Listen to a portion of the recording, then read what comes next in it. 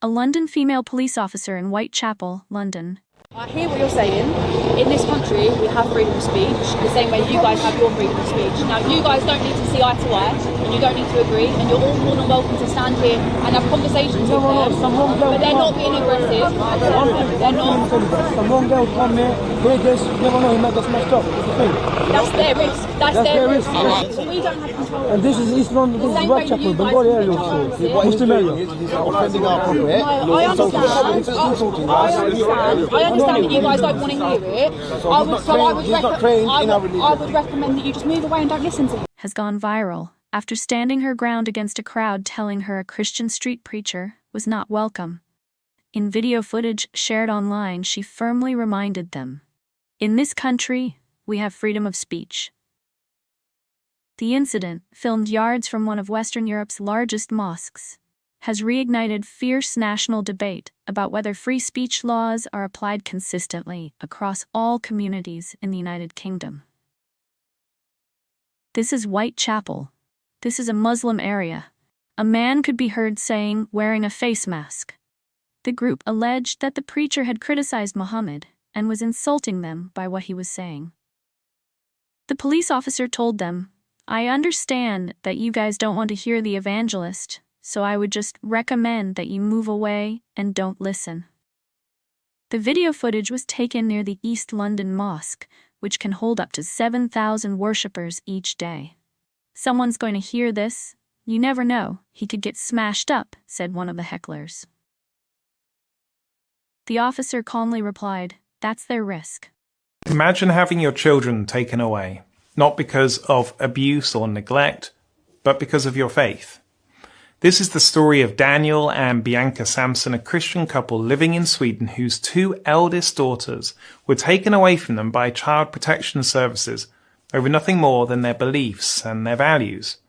In December 2022, their daughters, Sarah 11 and Tiana 10, were ripped from their home after Sarah made a false claim of abuse at school, which was triggered by her parents' refusal to allow her a mobile phone and the use of makeup.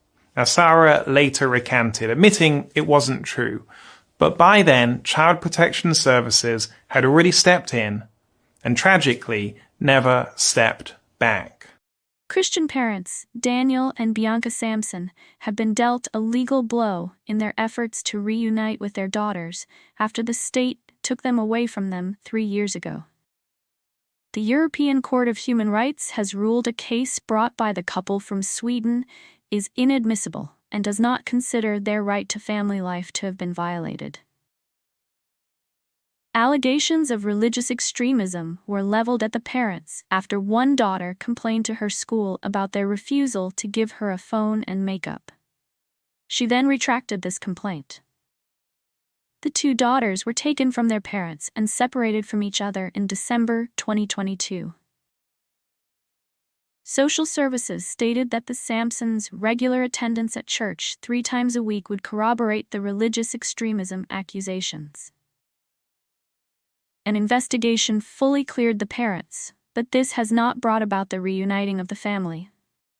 After going through the Swedish court system, the parents took their case to the European Court of Human Rights, claiming their parental rights had been violated. The court did not agree with the parents. The parents' legal team said when the state interferes with family life based on value-based parenting choices or discrimination on the basis of a faith, fundamental freedoms are at stake. Their legal team deeply regretted the court's decision to reject the case, considering that the family has been torn apart for over 3 years, despite a full investigation that cleared both parents of any abuse and the fact that the social services certified their capacity and fitness for parenting. Their legal team added families should be free to live according to their convictions, without fear of having their children taken into care, and a family pulled apart. A priest has been killed amid violence in Lebanon. Aid to the church in need, said Father Pierre L. Rai, from the Maronite Diocese of Tyre, died while helping people affected by a bombardment in a nearby area.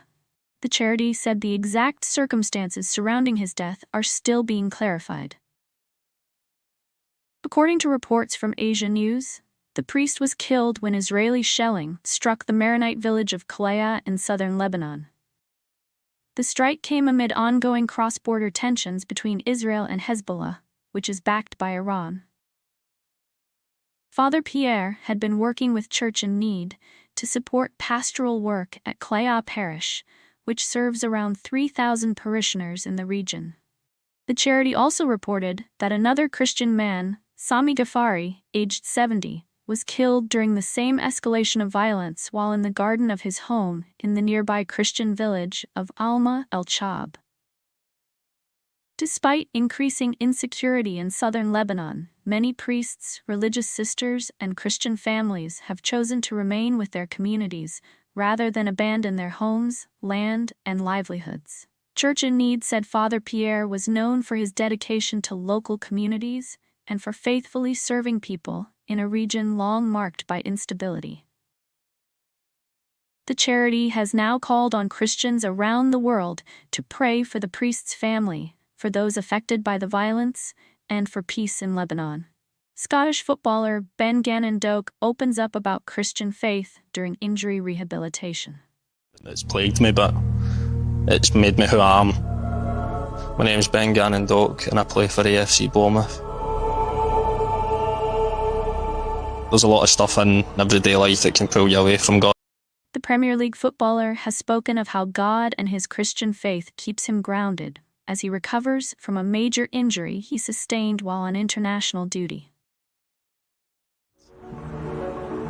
Especially the higher the levels you go up and the more money you start to earn, trying to be flash and all that stuff, it's very easy for it to go to your head, and I think God just keeps you grounded. The Scottish international opened up about how faith has sustained him through 3 operations in 3 years on BBC Scotland's football programme, A View from the Terrace.